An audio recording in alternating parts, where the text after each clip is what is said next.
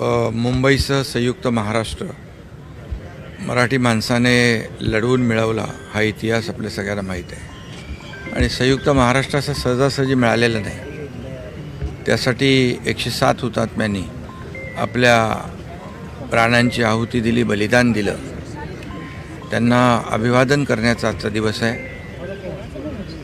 मी सर्व हुतात्म्यांना आदरपूर्वक वंदन करतो आणि विनम्र अभिवादन करतो. 1 मे हा आपण महाराष्ट्र दिन म्हणून साजरा करतो आणि 21 नोव्हेंबर हा महाराष्ट्र राज्य हुतात्मा स्मृती दिन म्हणून पाळतो. आणि खरं म्हणजे या सर्व हुतात्म्यांनी आपल्या प्राणांची आहुती दिली, बलिदान दिलं. 65-66 वर्षापूर्वीचा काळ डोळ्यासमोर जर आणला तर एक संघर्ष आणि जे काही मुंबईकरांची महाराष्ट्रामध्ये जी काही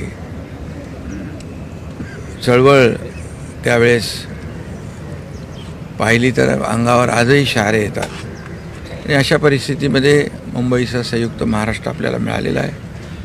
आणि नुसतं हुतात्म्यांना वंदन करून भागणार नाही, तर मुंबईची प्रगती, मुंबईची कीर्ती, मुंबईचा विकास झाला पाहिजे असा उद्देश डोळ्यासमोर ठेवून प्रत्येकाने आपली जबाबदारी पार पाडली पाहिजे.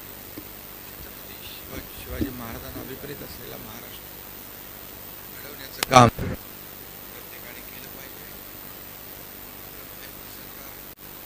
गेल्या 3.5 वर्षामध्ये कल्याणकारी योजना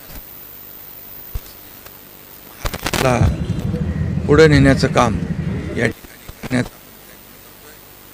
आणि खऱ्या अर्थाने महाराष्ट्राची प्रगती, कीर्ती आणि विकास